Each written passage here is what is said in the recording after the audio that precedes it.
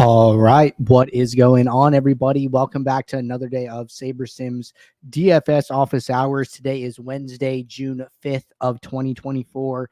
Looking ahead here, we have a 6-game early MLB slate already underway. Good luck to all of you playing that contest. Hope you guys stacked Boston as they are have 9 runs and are crushing the slate. We have a 9-game MLB main slate later this evening, and then we have golf teeing off tomorrow, and then we have game 1 of the NBA Finals tomorrow as well. So fun day of DFS here.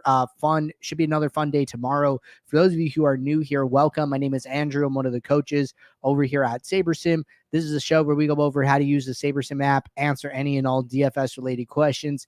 Get your questions in one of 3 ways here. First off, send us an email, support@sabersim.com. Second, post it live in the YouTube chat. Third way, post it in the office hours channel in our Discord server. If you're not in our Discord and want to get access to that channel, there is a link in the description of this video. You also get access to our similar channels, individual sport channels, and you get access to the rest of the SaberSim teams. Can't say enough good things about the Discord.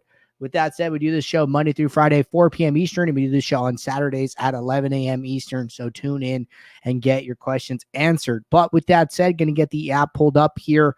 Looks like we have a couple questions here to get us started, and then we will hit any further questions that roll in. So if you guys have any questions, now is a good time to get those in the queue, but I'm going to hit this first one here that came in the Discord. So question says, for the mini max, is it better to tighten up pool with mini neeks, and how many preferred? Also for 20 max, the same. What is the recommended mini neeks for 20 max? Okay, so let's talk a little bit about mini neeks in general here, right? So I'm going to run a build here, just going to make a couple projection adjustments. Only going to build 500 lineups for the sake of time.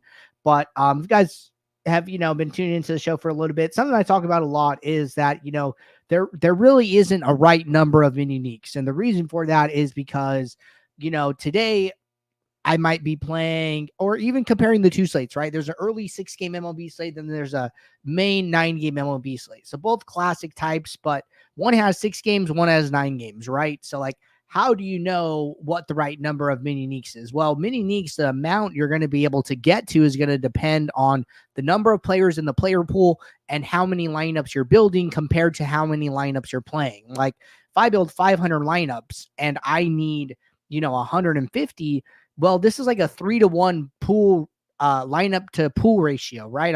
I'm playing about 3 lineups for every, or I'm playing 1 lineup for about every 3 in my pool. A little bit more, but we're just going to say 3. Now, if I only need 20 lineups and I have 500, well, now this ratio is a lot bigger, right? It is a 1 to 25 ratio. I'm playing 1 lineup for every 25 that I have in my pool. So the bigger that ratio, the more mini neeks you're going to be able to get to. And then the smaller that ratio, the less mini neeks you're going to be able to get to. So pool size is going to play into this. How many lineups you're building, also going to play into this. The number of players in the overall player pool, another big factor here. You're playing a big 9-game MLB slate versus NBA Showdown, right? Like that's going to be way, way, way different here. So those are some general things with mini neeks, but more importantly, when you are trying to figure out what the right number is to use here, I would say if you're using SaberScore, I would try and stay within the top 25 to 50% of lineups in my pool. And then if you're using contest sims, I would always make sure that the last lineup in your set is positive sim ROI. So those are some good general guidelines when using mini neeks. And then from here, right, you want to start increasing it. But what I like to do is 2 things. I want to see, 1, how far down in my pool am I having to go for the builder to reach this new mini neek threshold that I've set. So going mini neeks 2 takes me down to lineup 23. Going mini neeks 3 takes me down to lineup 28. And then, I'm going to go to 5, start jumping a little bit. Okay, 5, I'm at 47, still top 10%. 613, right? We're approaching, about 25% here. Mini neeks of 7, 132. Mini neeks of 8, 396, right? And then it goes 396, 382, 344. So at mini neeks of 8, I might walk this back, right? I might be a little too far down in my pool. If I'm using SaberScore, and I would probably settle on 7. This still gives me some flexibility to come in here and make some adjustments. And then secondly, right, just looking at my exposures, when I'm at mini neeks of 1 here, first thing is that, I have a pitcher at 95%, a batter at 45, a pitcher at 40, and then some batters at 30%. Well, then when I go back to mini leagues of 7, my top pitcher exposure is 60%, and then 30% for pitchers. And then I have no batter over 25% here, right? So you can see all of those exposures and leverages come down. But look, at the end of the day, I've talked to great players who don't use mini leagues at all. They're happy with, taking these big stands. I've talked to great players who love it and like to max it out and use it to its biggest effect. There is not a right way to use it. It is a tool in your toolbox that is used for diversification and risk management. And you have to figure out what mini league setting, if any, makes the most sense to you, right? So sit here, adjust it, watch the exposures and the leverages change, and settle on a number that matches your risk tolerance is my best advice. All right, good question there. Next question here from Lopez.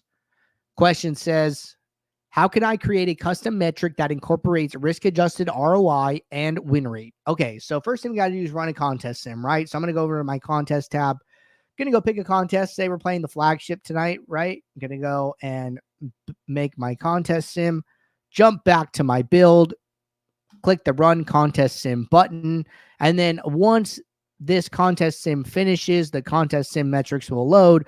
And then once those metrics have loaded, we will have the ability to use them in a custom metric. Now, one important note here, right? Let's say that I have multiple contest sims, right? Let's say that I have 2 contest sims here. And then I go to my contest sim settings. So I'll show you guys this in a minute here, as soon as this contest sim finishes. So, okay. So contest sim finishes, right? Now, let's say I want to go and build a custom metric. I'm going to go to add metric. I'm going to click the drop down. Now I have options, right? I have ROI, risk adjusted ROI, win rate, cash rate, standard deviation, dupes, right? But I only see them once. So how do I know which one I'm using if I have multiple contest sims? And the answer to that is whatever contest sim is starred. So if you go to your contest sim settings and you have more than one contest sim, you will see that one of them has a green star active. Whatever one has the green star active, the values from that contest sim will be used in the custom metric that you choose. So when I go and I choose risk adjusted ROI, well, then now I'm using risk adjusted ROI from the starred contest sim. So just to be clear, that's how that works. And then now, I'm building a custom metric, right? So first thing I'm going to do is select the variable that I want, right? Risk adjusted ROI. Now I have a couple different options. I have rank. What rank does is it gives the lineup a score from 1 to 500 if you have 500 lineups in your pool, or it gives the lineup a score from 1 to 5,000 if you have 5,000 lineups in your pool. So if I say rank descending, that means the highest risk adjusted ROI number is going to get a value of 1. And then the lowest would get a value of 5,000. So you got to kind of understand how the different options work here, rank versus value. If I use value, it's going to take the actual percentage. If this is 182% risk adjusted ROI lineup, it's going to use that value, right? Normalized, it's going to basically look at all the risk adjusted ROIs and give them a score from 1 to 100. And then max scaled value is if something is above 100, it gets a score of 100. So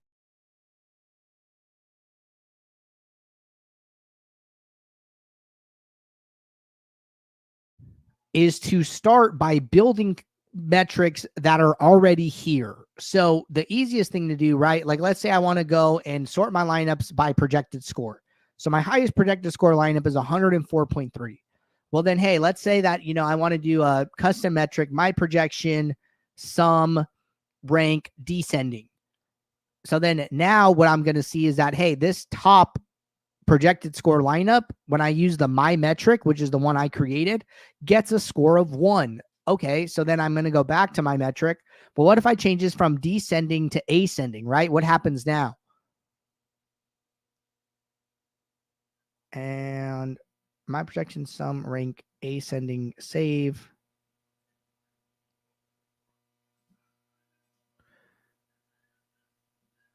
Okay, so then now that I sorted by that metric, I had to change the sorting metric once I adjusted it. So just one note there that you might have to change the sorting metric and then change it back. Now it's showing me a bigger number, right? It's showing me 547. So just so you guys know, the pool size is is not like a hard cap. The builder has a little bit of flexibility. It can build a little more lineups than requested. It's like a plus or minus type of thing. So there are actually 547 lineups here, even though it's only showing 500. So this lineup now gets a score of 547 when I use ascending. So my best advice here is come in, experiment with the different ranks and values, normalized and max scaled and ascending and descending and all these different options with a summary statistic that is already present, and then go and use those different things depending on what you want to achieve for your other variables, right? Then I can go and include my risk adjusted ROI.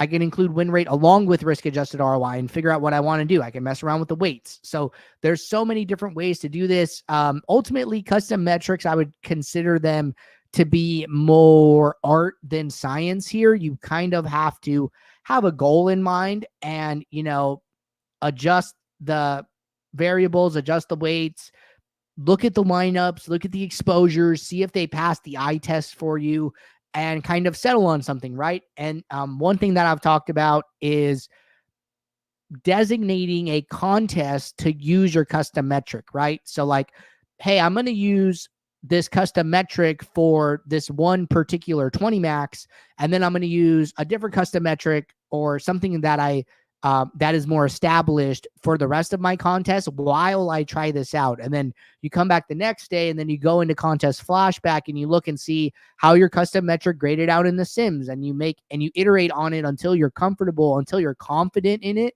And then you start to apply it to more contests in your entire portfolio. So that's what I would recommend when getting started with contest sims. But all right. Looks like that was our last question here in the Discord. Not seeing anything in the YouTube chat. So appreciate you guys tuning in. I will be right back here tomorrow, Thursday, 4 p.m. Eastern for our next show. So until then, everybody, take care. Good luck. I'll see you all. Thanks. Bye.